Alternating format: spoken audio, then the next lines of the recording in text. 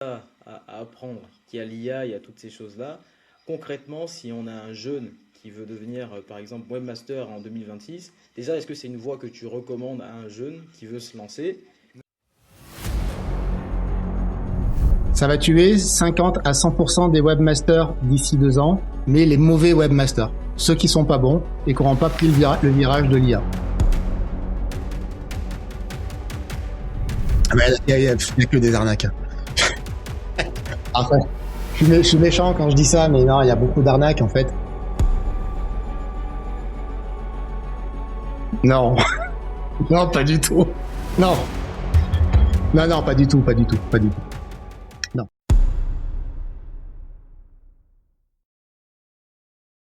Sauf, est-ce que tu peux nous parler de toi en 20 secondes? C'est quoi ton 20 activité? secondes. Alors, 20 secondes. Moi, je fais du WordPress depuis très longtemps. Quand je dis très longtemps, c'est depuis 2010, par là à peu près, voire même un petit peu avant. Moi, je fais du web depuis une vingtaine d'années, un peu plus de 20 ans. J'ai commencé à coder des sites en HTML en 2002-2003, donc ça remonte un petit peu. J'avais commencé à bidouiller un petit peu fin des années 90. Donc voilà, aujourd'hui, le gros de mon activité, c'est de faire des sites WordPress. Je développe des plugins, je développe des outils et voilà, j'ai deux agences, une à Paris, une à Grenoble et voilà. Bah, c'est top. C'est synthétique, hein. Bah, c'est top, au moins on voit l'expérience. Et moi, pour avoir travaillé avec Christophe, je confirme que l'expérience parle. Merci. Et actuellement, C'est Christophe, mieux. tu travailles surtout avec quoi comme client? C'est quoi ton type de client actuellement? Euh, à 90%, c'est des PME et 10%, c'est des TPE. Voilà. Ok. Et Euh, dans ces entreprises-là, tu as plus affaire à des e-commerçants, des entreprises locales. alors, non, des entreprises locales, très très peu. Euh, au fil des années, finalement, je me suis rendu compte que je fais de plus en plus de e-commerce. Le truc, c'est qu'aujourd'hui, n'importe qui est capable de faire un site vitrine basique qui ne marchera pas forcément, mais qui peut suffire dans plein de cas. En revanche, dès qu'on parle de e-commerce, là, il faut quand même de l'expérience, il faut des solutions qui fonctionnent, qui soient solides, robustes. Et là, pour le coup, l'expérience, ça parle quand même. Donc, je fais de plus en plus de e-commerce, oui. Ok, Voilà. ok, ok. Et actuellement, en 2026, si quelqu'un devait devenir webmaster, par exemple, quelles sont les trois compétences les plus rentables, selon toi, qu'il devrait apprendre? Il devrait apprendre impérativement à coder, Ok, du code, JavaScript, des choses simples, hein, JavaScript, CSS, PHP, un petit peu de React. Ça, c'est la base. Et surtout, une fois qu'il a les bases, je ne demande pas, enfin, il ne faut pas leur demander d'être des pros en développement, en codage, mais de connaître un petit peu les langages, savoir les lire, savoir en écrire un petit peu, et tout de suite de travailler avec des IA pour aller plus loin. ok, donc tu conseilles de travailler avec des IA actuellement. Aujourd'hui, ce qui va faire la différence, enfin, dans un an, 2 ans, ce qui va faire la différence entre un bon développeur et un excellent développeur, bah, l'excellent développeur, il saura utiliser et maîtriser les outils d'IA, tout simplement. Ça, Donc c'est- oui, il faut impérativement utiliser l'IA. Et ça, c'est pas que dans le web, c'est pour tous les métiers. Aujourd'hui, même une secrétaire comptable, une bonne secrétaire comptable, ça sera une secrétaire comptable qui gère parfaitement des outils d'IA qui vont l'aider à aller beaucoup plus loin et apporter une valeur ajoutée à son métier. ça, Alors c'est- attention, je ne dis pas que l'IA remplace un métier, remplace un savoir-faire, mais lorsqu'on a un savoir-faire, maîtriser l'IA, ça nous fait passer un step au-dessus. Ouais, c'était postulé. Ça, c'est une bonne manière de voir les choses. Et que penses-tu des personnes qui disent que l'IA va tuer 50%, voire 100% des webmasters d'ici 2 ans? Ça va tuer 50 à 100% des webmasters d'ici 2 ans, mais les mauvais webmasters, ceux qui ne sont pas bons et qui n'auront pas pris le virage de l'IA. Ceux qui auront pris le virage de l'IA, ils auront toujours du boulot. Ok, ça c'est On ne ça, c'est- remplacera pas oui, quelqu'un de lambda qui n'a aucune connaissance en web pourra sortir un petit site web avec de l'IA, mais pour aller plus loin, pour faire un site qui convertit, pour faire un site qui génère du lead, même pour faire un site qui vend, si on parle de e-commerce, il va falloir des compétences derrière, inévitablement. ok. Mais actuellement, vu qu'il y a tout ça à apprendre, qu'il y a l'IA, il y a toutes ces choses-là, concrètement, si on a un jeune qui veut devenir, par exemple, webmaster en 2026, déjà, est-ce que c'est une voie que tu recommandes à un jeune qui veut se lancer? Non, Et non, pas du tout. Non, non, non, pas du tout, pas du tout, pas du tout. alors, les jeunes qui nous écoutent, il faut vraiment porter attention à ce qu'il dit. Pourquoi non, Christophe? Parce que l'IA, justement, aujourd'hui, les outils d'IA sont tellement puissants qu'ils vont pouvoir remplacer un jeune qui veut se lancer, un junior, sur ses 2, 3, 4, 5 premières années. C'est du temps perdu, il y a pas d'intérêt. Il n'y a pas d'intérêt. C'est des métiers qui sont, hormis pour des gens qui sont en place, qui ont un gros réseau, qui ont des grosses compétences, des grosses connaissances, un gros background. Oui, on peut continuer à faire ce métier. Mais un jeune qui se lance, il y a d'autres choses à faire dans le web pour espérer gagner bien sa croûte et pouvoir en vivre décemment. Je pense notamment à tout ce qui est automatisation, IA, automatisation, développer des applications, développer des applis mobiles, des choses comme ça, le tout dopé à l'IA. Oui, là, il y a de l'avenir là-dedans. Mais un jeune qui veut simplement créer des sites web, faire des sites vitrines, quelques petits sites e-commerce, je vois pas ce qu'il va faire dans ce business. Ok. Pas d'intérêt. Donc, le diplôme de webmaster, entre guillemets, pour toi, ça a pas de sens en fait aujourd'hui. Non, non. Non, je vois pas l'intérêt. Je vois pas l'intérêt parce qu'aujourd'hui, euh, webmaster, c'est quoi? Webmaster, c'est administrer un site web. C'est pas le créer. Administrer un site web, n'importe quel secrétaire comptable est capable, avec 1 heure de formation, d'administrer un site WordPress, par exemple. Donc il n'y a pas d'intérêt. Et après, créer des sites web, les IA le font très bien. Euh, un jeune qui va débuter va apporter quoi de plus? Et puis il va falloir qu'il trouve des clients. C'est ça le problème. C'est le gros, même si le gamin, c'est une pointure, il est très très fort, il faut qu'il se fasse connaître. Il faut qu'il trouve des clients. C'est compliqué. Quand on a 20 ans, 30 ans d'expérience, c'est déjà pas facile. Quand on débute, je vois pas comment il peut y arriver. Je le vois pas. C'est vachement intéressant. C'est effectivement, c'est des questions. Il y a pas mal de métiers qui sont remis en cause comme ça, et même la plupart des diplômes. Moi, je connais beaucoup de personnes ils sont actuellement en train d'étudier certaines choses. Je leur dis, pour moi, le diplôme, il va rien t'apporter dans un an, hein. C'est mort. Parce que ces gens-là, je crois qu'ils se rendent pas compte de l'efficacité en fait de l'IA. Ils ont encore en tête le premier chat GPT, tu vois. Ouais, alors après, oui, hein, des diplômes, il en faut. Je dis pas qu'il en faut pas.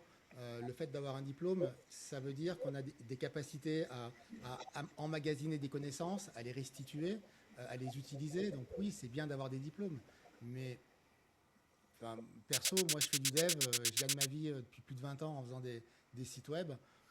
J'ai aucun diplôme là-dedans. Moi j'ai des diplômes en fiscalité, donc rien à voir avec le web, hein. Moi j'ai bidouillé, hein. Mes débuts, j'ai commencé tout seul, hein. Ouais, c'est top.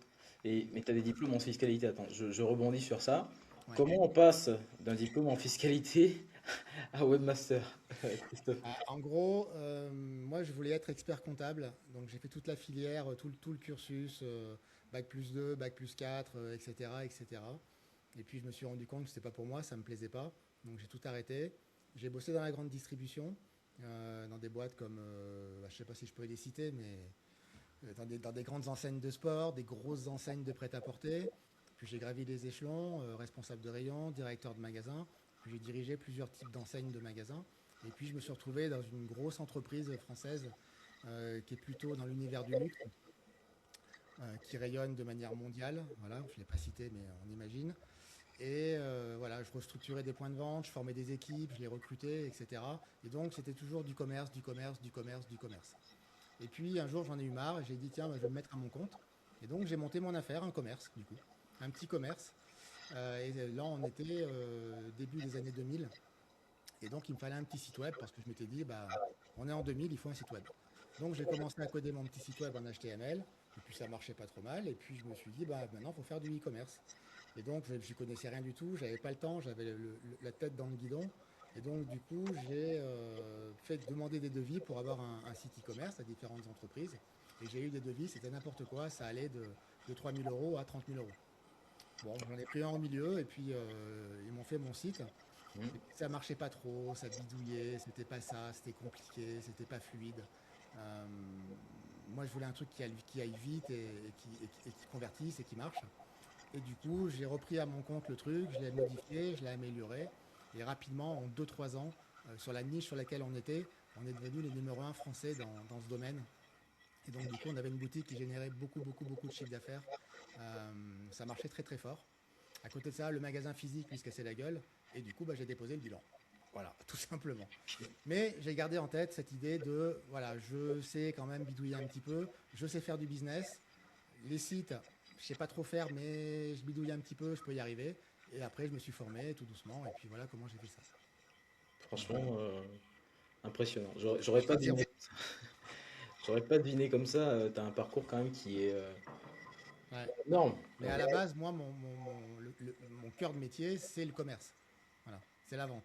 Ok. Et c'est pour ça aussi que je peux aider mes clients, parce que mes clients, bien souvent, c'est des entrepreneurs qui ne savent pas vendre. Ils savent fabriquer un produit, ils savent le mettre en valeur, etc., mais ils ne savent pas le vendre. Moi, je peux leur apporter le côté commercial, commerçant, et aussi le côté technique avec le site web. C'est ce qui fait que j'arrive à tirer un petit peu mon épingle du jeu. Ouais, mais effectivement. Ah non, Voilà. franchement, c'est franchement top. C'est j'aurais pas deviné comme ça. Ah, on dirait pas hein, comment dire comment On il me dirait reste. pas. Sincèrement, on dirait pas. Ouais, ouais, ouais. Non, tu vois, quand on s'est connus, tu pensais que je faisais qu'installer des plugins sur des sites Ah, simples. c'est ça? Ah non, Ah non, un pas petit du peu tout. plus. Ah, beaucoup plus pour le coup. Et dis-moi, Christophe, c'est quoi une journée type pour un webmaster aujourd'hui en 2026? Une journée, une de tes journées classiques, c'est quoi? C'est des appels, du dev, du SEO, de la maintenance, de l'acquisition, du support. Comment tu répartis tout ça?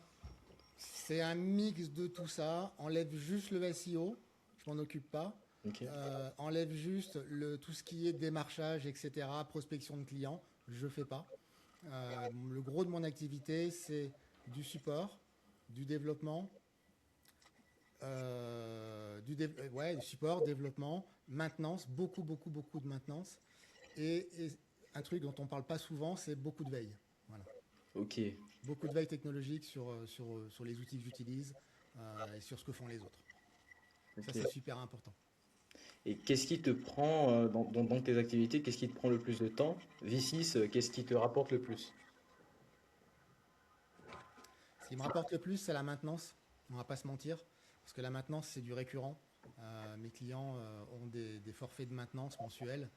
Il y a différents niveaux de forfaits à différents tarifs. Et c'est vrai que ça me prend pas énormément de temps parce que j'ai automatisé beaucoup de choses. J'ai mis en place des process qui font que j'ai pas de soucis, que j'ai pas de problème, que c'est efficace, les clients sont contents. Et moi, ça me rapporte vraiment c'est du récurrent. Donc, et ça, le récurrent, c'est génial. Pour un indépendant, le récurrent, il n'y a rien de tel. Donc voilà, moi, ce qui me rapporte le plus, c'est le récurrent. Et après, le développement de plugins, par exemple, je fais mes propres outils. Et ça me prend un petit peu de temps, mais ça m'en fait gagner énormément par la suite. Bah, pour la mise en service pour les clients, qui est beaucoup plus rapide parce que c'est moi qui ai fait l'outil. Pour la maintenance, parce que c'est moi qui ai fait l'outil. Donc, il y a pas de bug, il n'y a pas de problème. C'est vraiment adapté aux besoins des clients. Mhm. Donc, voilà. Mais ce qui me rapporte le plus, c'est la maintenance aujourd'hui. Ok, ok. Alors parlons chiffres, si tu veux bien. Ouais, Concrètement, alors en estimation, ouais. une fourchette, tu peux me donner une fourchette ou donner des chiffres exacts, c'est comme tu Non, veux. la fourchette. Euh, un webmaster en France en 2026 aujourd'hui, tu penses qu'il peut gagner combien en moyenne quand il débute? On va parler de quand il débute et quand on a une expérience aussi grande que la tienne. Euh, Moi, je dirais je vais parler en chiffre annuel avant les divers impôts qui sont ok. quand même importants en France. Mhm. Et en gros, un débutant qui part de zéro, qui est connu nulle part, si la première année, il arrive à se sortir entre 10 et 20 000 euros de chiffre d'affaires, ça me paraît, et encore 20 000, ça me paraît vraiment beaucoup, beaucoup, beaucoup. Un freelance débutant, s'il fait 10 15 000 balles de chiffre d'affaires la première année, ça sera beau. Ça sera beau. Et après, quelqu'un qui a beaucoup d'ancienneté, il n'y a pas de limite. Il n'y a pas de limite. Je veux 30, 40, 50, 100 000, 150 000. La limite, après, c'est le temps et son positionnement prix et son nombre de clients, tout simplement. Ok. Et la qualité des clients. C'est-à-dire que Tout dépend quel client on recrute. Si c'est des clients qui vous appellent pour faire des petits sites vitrines à 1000 balles ou 1500 balles, bon, mais il va falloir en faire beaucoup pour faire beaucoup de chiffres. Si vous avez des clients qui vous appellent pour faire des e-commerce à 10 000 à 15 000 euros, bah, ça va vite, hein. Parce Ok. qu'après, on a les seuils de maintenance, de forfait de maintenance qui vont augmenter. Donc après, on peut très facilement convertir un client sur du récurrent à 2, 3, 4 000 euros par an. Ok, ah ouais, pas mal ça. Donc, Ouais. mais un débutant, ouais, 10, 15 000, ça me paraît. S'il sort 10, 15 000 euros la première année, ouais, c'est bien démerdé. Ok, ok. Bah, c'est vrai que c'est un domaine qui repose beaucoup, on va dire, sur de la recommandation, sur le réseau, comme tu as dit tout à l'heure. Bref, ouais, aujourd'hui, le truc, c'est que le problème, c'est que les clients veulent les meilleurs, C'est mais au meilleur prix. Mais si on est bon et qu'on est recommandé par plusieurs personnes, la personne va être sûre qu'on est bon et va pas hésiter à mettre le prix. Alors qu'un inconnu, on n'est jamais sûr. Donc c'est toujours difficile. Donc aujourd'hui, pour moi, pour quelqu'un qui fait du web, qui fait des sites web, c'est le premier vecteur de travail, ça doit être le- la recommandation, la recommandation. inévitablement. Ok, le J'en réseau. suis convaincu. Ouais. C'est C'est le ça. bouche à oreille, il n'y a que ça de vrai. Ok, Moi, donc aujourd'hui, 100% de mes clients, je les acquiers chaque année par du bouche à oreille. 100%. ok, 100%. On est sur ce niveau-là. Ah ouais, quand même. Et donc, Après, non, même pas, non, je dirais, allez, 90% de la recommandation et 10%, c'est des gens qui vont me trouver sur mes réseaux ou sur mon site web et qui vont m'envoyer un message. Mais ok, c'est peanuts, c'est cacahuètes. ok, donc tous ceux qui nous parlent aujourd'hui de stratégie sur LinkedIn ou sur des réseaux, c'est pas forcément ce qui est. Le problème, c'est qu'il y a le réseau personnel et puis il y a le réseau impersonnel. Le truc, c'est que LinkedIn, on peut avoir 5000 contacts sur LinkedIn, mais si vous ne les connaissez pas réellement, si vous n'avez pas parlé avec eux, si vous n'avez pas déjeuné avec eux, on ne les connaît pas finalement. Est-ce que ces gens-là vont vraiment vous recommander? Ouais, je suis pas sûr. Je suis pas sûr. Ok, Je suis pas sûr. Ça peut marcher, hein, oui, mais moi, mon expérience, toutes les plateformes type LinkedIn ou même des plateformes comme Malte ou des choses comme ça, ouais, ça génère du lead. Ça génère du lead, c'est indéniable. Mais il y a beaucoup de déchets. il y a beaucoup de déchets, ouais. Il y a énormément de déchets. Des gens qui veulent pas payer, des curieux, des gens qui ont des projets boiteux. C'est de la perte de temps. C'est de la perte de temps. Ok, ok. Bah, effectivement, et c'est aussi, enfin, moi je trouve personnellement que des personnes qui viennent par recommandation sont plus enclins à payer plus cher et surtout discutent moins ton offre. Bah, bien sûr, parce qu'ils savent que je suis bon. C'est ça? Ils savent que la personne est forte et compétente. Moi, je me souviens, j'ai le cas d'un client un jour qui m'appelle et qui me dit, voilà, c'est machin qui m'a donné votre numéro de téléphone. Ça fait 3 ans que j'essaye de développer un e-commerce pour mon activité. Alors, il avait une activité très particulière. C'est un gros youtubeur français. Donc, voilà, c'était quelqu'un d'assez particulier et il cherchait. Donc, il y a plein, il avait monté plein d'équipes, des gens qui essayaient qui lui disaient, ouais, ouais, t'inquiète pas, ton site, on va te le faire. Ouais, ouais, t'inquiète pas. Mais lorsqu'il fallait rendre quelque chose avec les fonctionnalités qui étaient demandées, bah, il n'y avait personne, ça marchait pas. Il a perdu 3 ans. Moi, il m'a appelé en 15 jours, c'était réglé. La Ouais. première maquette du site était fonctionnelle, tout marchait, il y avait tout. Mais bah, ça coûtait plus cher que des petits jeunes qui lui disaient ouais, vas-y, t'inquiète, moi je sais faire. Et finalement, c'est jamais rendu. Il n'y a pas Non, on perd du temps. ça. On perd du temps. Donc à un moment donné, il faut accepter de payer. Mais enfin, moi, ce que je veux dire, c'est que on parle de moi, notamment dans le e-commerce, business, c'est-à-dire que quelqu'un qui a un projet d'entreprise, qui veut monter un e-commerce, ce truc-là, c'est un investissement en temps et c'est aussi un investissement financier, mais dans l'objectif de créer de la richesse, de créer de la valeur et de gagner sa vie, de faire du bénéfice. Mais ça tombe pas tout cuit, ça tombe pas tout seul du ciel. C'est-à-dire qu'à un moment donné, pour générer du chiffre, bah, il faut mettre la main à la poche et il faut investir pour avoir un retour sur investissement. Ok, Donc faire du e-commerce pour zéro, pour pas cher, non, ça marche pas. ça Ça marche marche pas. pas. Hmm. Il faut investir. Il faut de l'investissement. On peut pas travailler, c'est pas possible. C'est pas possible. Il va falloir payer un référenceur, il va falloir payer une personne qui met en place le site. Et alors attention, d'un autre- de l'autre côté de la balance, je mets aussi la responsabilité du mec qui va faire le site. C'est-à-dire que quand une entreprise qui démarre ou une start-up me contacte, il faut que je leur fasse un site, j'ai pas droit à l'erreur aussi, attention. Mhm. C'est-à-dire que les mecs, ils ont mis leur vie ils mettent quasiment leur vie dans le truc, ils ont investi toutes leurs économies, ils comptent dessus pour bosser. Surtout si c'est des pure players qui vont faire que de la vente. La responsabilité, elle est super importante. Je dois pas me foirer. Parce que si moi je me foire, je rate un truc, c'est eux qui se plantent. Donc Ok, attention, nous on a aussi cette responsabilité. ce risque-là.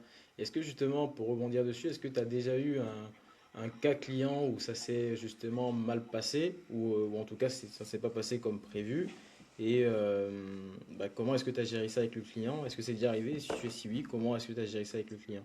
Alors c'est déjà arrivé, on va pas se mentir, hein, parce qu'avec toutes ces années, on a forcément du déchet. Euh, je pense à deux cas en particulier. Le premier cas, c'était de ma faute. J'avais très mal compris les besoins du client. J'étais passé complètement à côté à travers du brief. J'étais passé à côté du devis. Et j'ai commencé à bosser bille en tête, mais pas dans la bonne direction. Donc là, on s'en est rendu compte. Le client s'en est rendu compte. Je m'en suis rendu compte. On a fait un point. Je lui ai dit, qu'est-ce qu'on fait? Est-ce que je donne la main à quelqu'un d'autre? Ou est-ce que je me remets sur le truc, je reprends du temps et je pars dans la bonne direction? On a décidé que je continuais, que je partais dans la bonne direction. J'ai pu tout effacer, repartir de zéro et repartir dans une bonne direction. Et puis ça a marché. Ça, c'est le premier cas. Ça peut arriver. Simplement, il faut communiquer. Deuxième cas, c'était sur un site vitrine il y a plusieurs années maintenant. Ça m'a assez traumatisé cette histoire. Une cliente qui était médium et qui voulait un truc, un site classique, etc. Son brief était simple. J'ai vu ce que vous faites, j'aime bien ce que vous faites. Allez-y, je vous fais confiance, faites. Je développe un truc, ça lui plaît pas. Je lui dis ok, qu'est-ce qui vous plaît pas? Mais j'ai pas à vous dire ce qui me plaît pas. C'est vous le professionnel, c'est à vous de me proposer. Ah, Un échange, deux échanges comme ça. Là, au bout d'un moment, bah, on arrête les frais, quoi. On rend la compte et puis on passe à autre chose et on souhaite bon courage pour la suite. ah ouais. Ouais, ça- mais justement, pour éviter d'avoir de tomber sur des clients comme ça, c'est quoi les red flags? Est-ce que tu as, au fil du temps, est-ce que tu as pu discerner certains red flags chez certains clients qui te permettent justement d'éviter certains profils? Alors, les red flags, c'est les clients, premièrement, qui n'ont aucune idée du budget que peut coûter un site internet. Ok. Donc, généralement, pendant la conversation, pendant le premier appel, une des questions que je vais poser, alors c'est pas la première évidemment, mais une des questions que je vais poser, c'est est-ce que vous avez une idée du budget que vous pouvez allouer à la création de votre site? Ça va me donner des indications. Ok. Ça, c'est une première chose, c'est une fausse idée du budget. La deuxième chose, c'est le type de société ou de personne. Je prends un exemple tout bête, une association. Je ne vais jamais faire un site pour une association. Ou alors, si je fais un site pour une association, c'est du bénévolat. Je le fais de manière bénévole parce que c'est une cause qui me tient à cœur. Mais je ne vais jamais prendre de l'argent à une association pour leur faire leur site. Tout simplement parce que dans les associations, c'est bien souvent plein de personnes. Donc on a plein d'interlocuteurs et ça tourne en rond. Tout le monde se renvoie la balle, tout le monde donne son avis. Ça n'avance jamais. Donc pas d'association pour moi. Ça, c'est un red flag. Ok. Autre red flag également, c'est que il faut impérativement cadrer le projet dès le départ. C'est mon rôle, mais on cadre, on écrit tout, on écrit un cahier des charges et on s'y tient. Si on commence à sortir, qu'il y a trop d'allers-retours, ça va pas. Ok. Ok. Ok. Et pour alors là, on a vraiment discuté pour les webmasters, donc on a notamment donné beaucoup d'indications sur le métier de webmaster. Maintenant, imaginons qu'on a un client. Donc, on a des personnes qui nous écoutent. Il y a aussi des clients, donc des Ouais. potentiels clients qui veulent un site e-commerce. C'est quoi le budget minimum actuellement, aujourd'hui, pour avoir un bon site e-commerce euh, selon toi?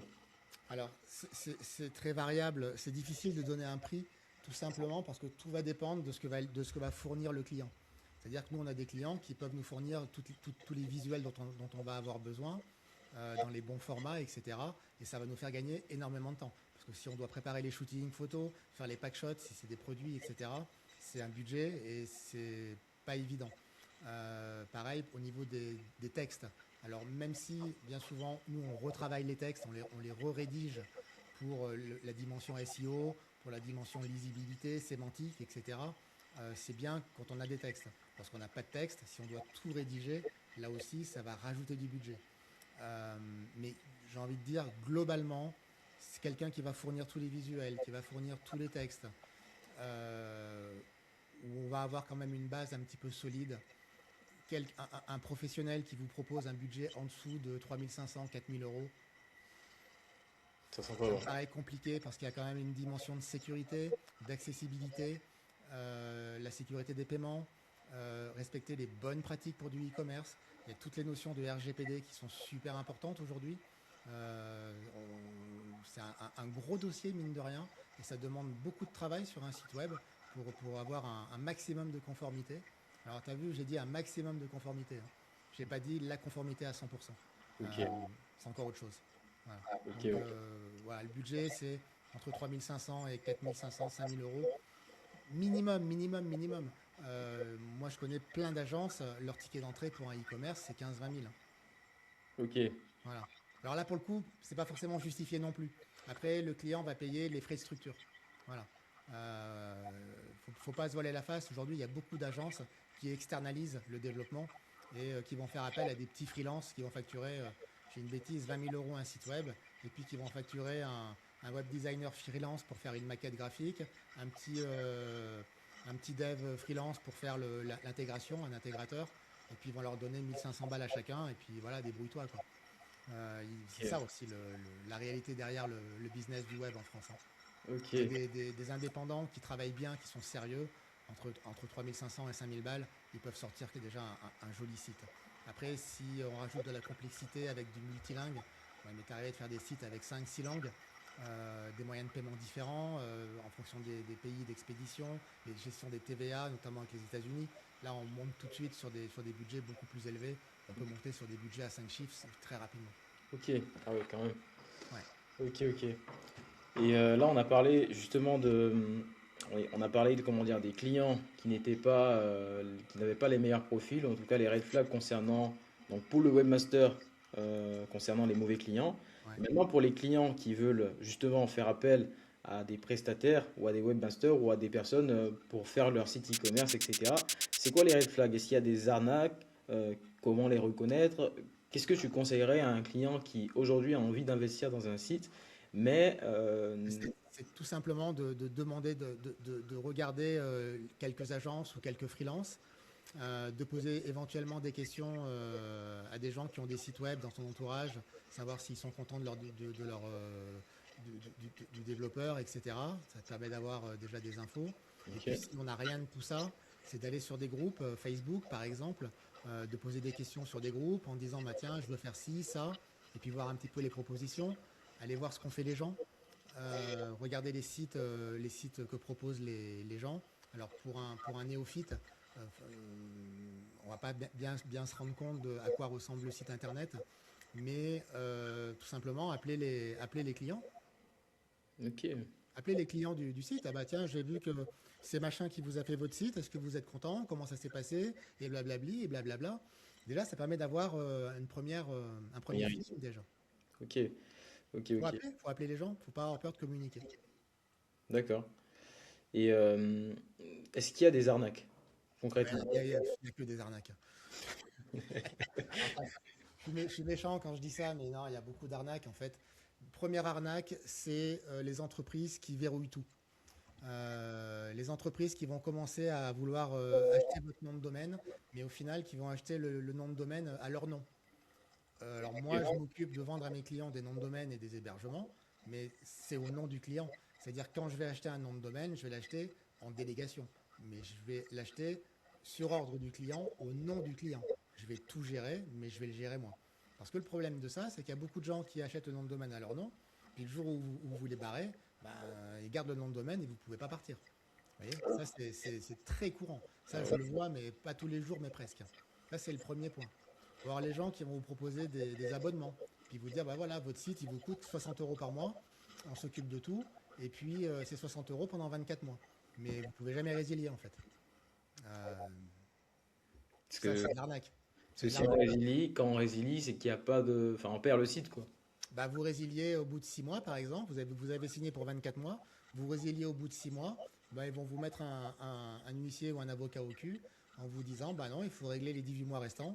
Et puis, de toute façon, vous perdez tout votre site. Ah oui. Voilà. Ça, c'est le piège. Jamais, jamais, jamais d'abonnement. Pour te donner un ordre d'idée, tu vois, moi, je vends des forfaits de maintenance à mes clients. Donc, c'est un abonnement, mais c'est un abonnement mensuel. C'est-à-dire que il est renouvelé d'un mois sur un autre de manière tacite. C'est-à-dire, tant que le client me dit rien, je lui envoie une facture en début de mois, je fais sa maintenance. En fin de mois, enfin, le mois d'après, je lui renvoie une facture, je fais sa maintenance. Le jour où il m'appelle ou qu'il m'envoie un mail qui me dit Christophe, on arrête. Ok. Pourquoi verrouiller les gens? Pourquoi avoir un Ok. engagement? Bah oui, clairement. Ça, c'est de l'arnaque. Ça, c'est de l'arnaque. Et puis les Effectivement. besoins peuvent évoluer en plus.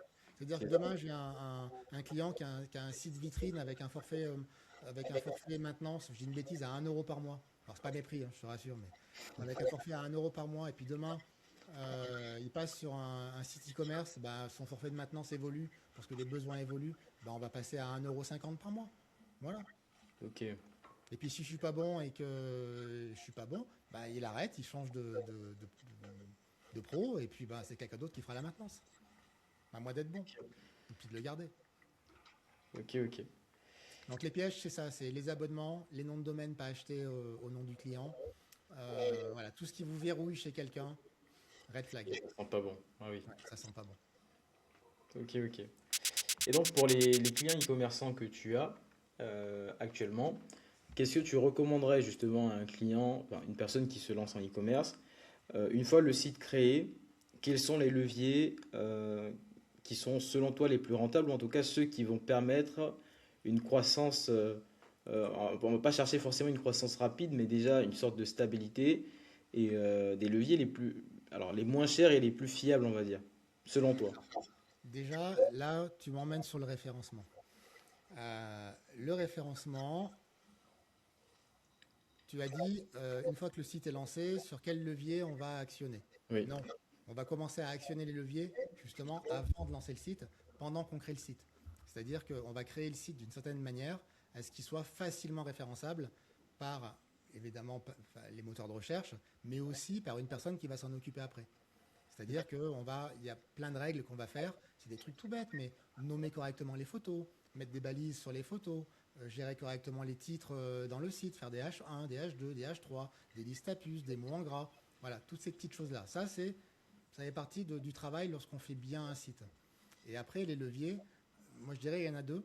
Il y en a trois. Il y en a trois, mais pas à utiliser au même moment et de la même manière. On a tout ce qui est ads, notamment Google Ads, où là c'est du référencement payant. On va venir acheter des mots-clés et puis on va dire à Google, ben voilà, si tu mets en avant mon annonce avec sur le mot-clé machin, eh ben je te donne 1 €. Si tu me mets en avant sur tel mot-clé, je vais te donner 2 €. Donc ça, c'est une possibilité qui peut coûter très cher et c'est à confier à des pros parce que le faire soi-même, on a vite fait de perdre de l'argent, donc ça vaut pas le coup. ok. Deuxième levier, c'est le référencement naturel. Le référencement naturel, il va se faire de deux façons différentes. D'abord parce qu'on a bien créé le site, et ensuite parce qu'on a une entreprise, on a quelqu'un comme toi, qui va savoir mettre en place des choses très spécifiques, très techniques, qui vont faire que le site va remonter dans les résultats de recherche sur des mots-clés très pointus, très précis. Et après, il y a un troisième levier également sur lequel on peut travailler, c'est tout ce qui est réseaux sociaux. Euh, alors, au-delà des Facebook Ads, avec tout ce qui est Meta, Instagram, etc., moi, j'aime pas trop ça. Je trouve que ça atteint ses limites. Ça marchait bien en 2014, mais aujourd'hui, ça a un petit peu changé. Moi, je vois plus sur des partenariats avec des influenceurs, où là, effectivement, il y a un vrai retour sur investissement qui est très facile à mesurer et qui est vraiment très efficace. Ça peut coûter un petit peu plus cher, mais au final, si je mets un et que je récupère 10, c'est C'est pas cher. rentable. C'est ça. C'est le ROI qu'il faut Exactement. regarder. Donc voilà, mes trois axes, c'est ça, c'est des partenariats avec des influenceurs, du référencement naturel, et ça c'est ton taf, et du SEO avec Google Ads, Ça, c'est top. que tu fais aussi un petit peu. C'est top, c'est top. Voilà. Euh, alors actuellement, les clients, enfin, l'intelligence artificielle, il n'y a pas que nous, les professionnels, qui l'utilisons. Ouais. On a beaucoup de clients qui vont s'amuser à utiliser l'IA pour faire certaines choses. Mm. Et on a des clients aujourd'hui qui rechignent justement à faire appel à des professionnels parce que justement il y a l'intelligence artificielle et qu'ils peuvent eux-mêmes faire des choses. Donc, selon toi, quel est le plus gros danger actuellement? Parce que là, je ne sais pas si tu es tombé sur la tendance, il y a une tendance récemment sur Cloudboat, quelque chose comme ça. C'est un- c'est une sorte de logiciel qui va connecter tout ce qu'il Ouais, faut à ton PC et qui va faire des actions. oui. Moi, le jour où j'ai vu ça, je me suis dit, alors là, je parie qu'il y a des problèmes de sécurité énormes. Et je me rends compte que beaucoup de gens qui n'ont pas connaissance, justement parce que ces outils-là, c'est des outils techniques, mais qui sont mis au grand public. Ouais. Donc, Ah, actuellement, sur un site WordPress, c'est quoi les dangers? C'est-à-dire les clients, bah, les dangers, on en revient exactement à ce que je te disais, c'est-à-dire que euh, tu peux utiliser l'IA quand tu maîtrises un sujet, parce que tu vas te permettre d'aller plus loin, mais du coup, tu vas savoir mettre, toi, des garde-fous autour de ça. Mhm. Là, tu vois, les dangers, ben, pas plus tard que ce matin, tu vois, j'ai une cliente qui m'appelle, qui me dit: Ah, Christophe, j'ai mon site, la mise en page de mon site a sauté, je ne comprends pas. J'ai pourtant juste collé un texte que j'ai fait faire par ChatGPT. Bah ouais, Ok. copier-coller. Hmm. Sauf que si tu regardes la source du texte, elle a copié-collé. Dans la source, tu as un formatage de malade mental. Bah ouais, forcément, ça fait péter le site. Oui. Enfin, ça fait péter la mise en page. Donc voilà. Ok. Tu vois, Donc, c'est ça, c'est ça. Moi, il m'arrive d'aller sur des IA génératives comme ChatGPT par exemple, de pouvoir faire des copier-coller pour certains trucs, mais je vais pas faire ça n'importe comment. c'est ça. Une Parce que je IA, sais faire un copier-coller correctement. donc l'IA, finalement, c'est un outil. C'est pas, ça C'est vient qu'un pas outil. qu'un C'est outil. c'est un outil qui nous permet soit d'aller beaucoup plus loin que ce qu'on sait faire, déjà, soit qui va nous permettre, moi par exemple, je vais lui déléguer des tâches subalternes. C'est-à-dire que des tâches à faible valeur ajoutée, que je sais faire, mais qui m'emmerdent et qui me prennent du temps, qui sont chronophages et qui ne me rapportent pas d'argent, et ben ça, je vais y déléguer à l'IA. Tu vois. Mais c'est Ok. des tâches que je sais faire. Donc, je peux contrôler ce que fait l'IA. Que fait l'IA? Ok. Tu vois, je sais pas, j'ai une bêtise, j'ai un PDF de 200 pages et j'ai besoin de scraper à l'intérieur de ce PDF un certain nombre d'informations. Ben, je ne vais pas le faire à la main. Je vais le balancer à l'IA, il va me le faire et puis c'est réglé. Mais je sais le faire à la main. Mais pendant ce temps-là, si tu veux, moi, ça me permet de me dégager du temps pour faire des tâches à forte valeur ajoutée qui vont me faire gagner de l'argent. Ok. Ok. Ok. L'IA, pour moi, ça doit être qu'un outil. Qu'un outil. C'est fait pour faire à notre place des tâches qu'on maîtrise mais qui nous prennent du temps. Et c'est fait aussi et surtout pour nous aider à aller beaucoup plus loin que ce qu'on sait faire. Ok. Ok. Ok. Moi, je sais faire des petits plugins basiques pour WordPress. Ben, avec l'IA, je peux faire des plugins beaucoup plus performants, beaucoup plus puissants. Mais je sais ce que je fais. D'accord. Donc avec l'intelligence artificielle, c'est vraiment, on va dire que c'est un complément aux compétences que tu as déjà. C'est un C'est ça. accélérateur. C'est un outil. C'est un outil qui te permet soit d'aller plus loin, soit de faire à ta place des tâches chronophages et répétitives qui n'ont pas d'intérêt. En tout cas, moi, c'est comme ça que je le vis et c'est comme ça que je l'utilise. Ok. Est-ce que toi, tu penses qu'aujourd'hui, je pense que tu es tombé sur la tendance de toutes les IA qui sortent aujourd'hui et qui sont capables de faire des dingueries. Ouais. Euh, Est-ce que tu penses que les sites full HTML vont revenir à la mode? Ouais, je pense. Ouais. Je pense. Je pense. Et je pense que ça serait pas une mauvaise idée d'ailleurs. Parce qu'aujourd'hui, bien souvent, moi je le vois, hein, j'ai des clients qui ont besoin de sites minuscules. Pourquoi installer un énorme WordPress pour faire un petit truc que quelques lignes de code pourraient faire? C'est un petit peu l'éléphant qui accouche d'une souris. Donc oui, je pense, enfin, non seulement je le pense, mais surtout je le souhaite, parce qu'on va gagner en fluidité, on va gagner en légèreté, et on va avoir un web beaucoup plus léger. Ok. Pourquoi installer une base de données sur un site où il n'y en a pas besoin? C'est ça. Pourquoi installer un CMS qui a 700 ou 800 fichiers alors qu'il n'y en a pas besoin? Alors qu'une simple feuille HTML et puis un petit peu de JavaScript, ça permet de faire un truc qui tourne avec un formulaire de contact. C'est ça. Parce qu'en fait, WordPress avait été créé de base justement pour répondre aux problèmes de coût de ce genre de site-là. C'est-à-dire Ouais, qu'avant, un site HTML, ça coûtait cher, je suppose, avant. bah, le truc c'est qu'un site HTML ça coûtait cher et puis surtout c'était compliqué à faire, c'était compliqué à maintenir. Et puis on était au tout début du web. Tu vois, je parle de ça dans les années 96, 97, 98. On était vraiment au début du web. Et donc, on voulait toujours plus, toujours plus, toujours plus, toujours plus, toujours plus. Et donc, on voulait monter en gamme, on voulait monter, faire des sites de plus en plus compliqués, de plus en plus techniques. Mais aujourd'hui, au final, on se rend compte que on n'a pas forcément besoin de ça. Euh, Gérard, le plombier du coin de ma rue, est-ce qu'il a besoin d'un site WordPress? Je suis pas sûr. Un site HTML qui montre ce qu'il sait faire, où on peut le contacter facilement. Du coup, on va avoir un site qui sera super rapide, du coup, bah, qui sera bien référençable. Pourquoi les mettre en WordPress à ce gars-là? Pas d'intérêt. Un J'avoue. petit hébergement, un petit site HTML avec une ou deux pages, ça fait le taf, ça suffit. Mhm. C'est comme vouloir tuer une mouche avec un bazooka, quoi. Exactement, Mhm. exactement, exactement. Pas besoin de plus. Pas besoin de Non, plus. vraiment. Je pense que oui, oui, le HTML, moi je suis pour que ça revienne et que ça revienne en masse. Et tu vois, là, je me tâte à réintégrer dans mon workflow la création de certains petits sites en HTML qui marcheraient très bien et qui seraient beaucoup plus simples. Ça, c'est top. Franchement, Ah, j'aime bien ce côté pragmatisme parce que j'ai eu à discuter avec d'autres personnes, donc d'autres webmasters. J'ai eu des conversations avec certains. Il y en a qui sont totalement réfractaires aux outils d'intelligence artificielle, qui ne veulent pas, en fait. Pour eux, c'est limite une question d'ego, quoi. Maintenant, l'IA ne pourra pas faire, et moi, dans tous les cas, les gens auront toujours besoin de ah, WordPress. mais moi, j'en rencontre tous les jours des comme ça. C'est pas grave. Moi, tu sais, je fais ce métier d'abord parce que je l'aime, mais deuxièmement parce que ça remplit ma gamelle, la mienne et celle de ma famille. Donc moi, mon boulot, mon ego, je le mets dans ma poche, je m'en fiche de mon ego. Moi, ce qui compte, c'est que je puisse travailler et gagner de l'argent. Si pour gagner de l'argent, je dois faire des sites HTML et de m'aider de l'IA pour faire des sites HTML, encore que pour faire du HTML, je ne suis pas sûr que c'est besoin de l'IA, mais admettons, bah, je vais le faire. Il est où le problème? Qu'est-ce que je m'en fiche de mon ego?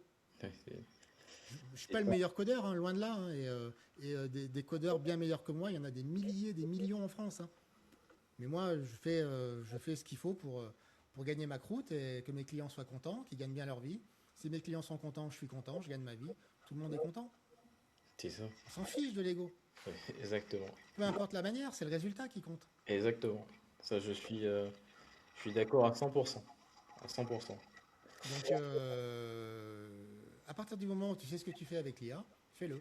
À partir du moment où tu commences à faire des choses, à lui demander des choses que toi-même tu sais pas faire, ouais, là c'est plus compliqué. Là tu Efficace. peux avoir des gros problèmes. Mhm, mhm. Mais sinon, si tu connais les garde-fous et que vas-y, ça peut t'aider dans ton travail, bien sûr. Moi, depuis que j'utilise des outils d'IA, j'ai progressé, mais de manière exponentielle. Exponentiel. Pareil. Moi, j'y passe mes nuits là, dernièrement. Alors, pas moi, mais parce que bah, voilà, je suis plus vieux, la nuit je dors, mais j'ai besoin de sommeil. Mais tu vois, moi, j'ai souvenir d'il y a 5 6 ans en arrière, quand un client me posait des questions, ah, est-ce que vous pouvez faire ci? Ou est-ce que vous pouvez faire ça? Je leur disais, ben, soit je savais faire, je leur disais, bah oui, je sais faire, pas de problème. Soit je savais pas, je leur disais, bah je sais pas. Je vous rappelle demain et je vous dis. Maintenant, le client, il a pas, maintenant, le client, il me dit, est-ce que oui, oui, oui. Ah, mais est-ce que vous savez? Oui, oui, je sais, oui. Mais ça, est-ce que oui, on peut aussi, on peut. Bah oui, parce qu'il y a On n'a l'IA. plus de limite. Bah On c'est n'a vrai, plus hein. de limite. Franchement, moi je les laisse, je laisse même mes IA tourner la nuit sur mes VPS. Et en fait, tu gagnes des années de travail. J'ai créé je ne sais pas combien de sites internet ou d'applications ou des trucs comme ça. C'est incroyable ce qui se passe. C'est incroyable. Ben oui, moi, il y a plein de tâches qui me prennent du temps que j'ai pas envie de faire. Ben, les IA, elles s'en occupent pour moi. C'est ça. Et pendant ce temps-là, par contre, je fais des choses, d'une qui me plaisent, et puis surtout qui me rapportent de l'argent. C'est ça, mais ce que j'aime bien avec toi, c'est que malgré ton âge, ou en tout cas malgré ta génération, t'es quand Merci. même, t'es quand même, comment dire, tu te remets beaucoup en question. Tu vois, tu suis ton temps en fait. Ben, on n'a pas le choix. Enfin, je veux dire, moi j'ai 53 ans. Il me reste encore quelques années à bosser. Là, si j'arrête, mais je meurs tout de suite. Non, non, non, non, faut bosser. Faut bosser. Non, non, faut bosser. Il n'y a pas y a pas de solution. Pour travailler, il faut être constamment. C'est pour ça que je te disais que je fais beaucoup de veille. La veille, c'est primordial. Et plus tu vieillis, plus il faut faire de veille. Moi, le nombre de potes qui m'ont appelé, qui m'ont dit oh là là, on a trouvé un truc, c'est super, c'est génial. Et puis moi, je regarde, je dis c'est de la merde, ton truc, c'est nul. Mais non, je t'assure, c'est trop bien, c'est trop bien. Puis j'y reviens quand même le lendemain, et puis je dis ah punaise, ouais, c'est vraiment génial. Ah mais ouais, c'est bien, allez, je l'intègre. Et puis voilà. Tu vois, encore aujourd'hui, hein, j'ai appris encore un truc et ça m'a fait gagner mais 10 heures de boulot. Ah bah, ah bah Mais voilà. oui, oui, on est obligé de se remettre en question, à tous les âges et tout le temps. Tout le temps. Ok, ok. Bon bah top. Christophe, Ouais, mon Jerry. comment est-ce qu'on entre en contact avec toi? Si on veut travailler avec toi, comment est-ce qu'on fait? On m'appelle, j'arrive. Non, on peut aller sur mon site, lestudio404.fr.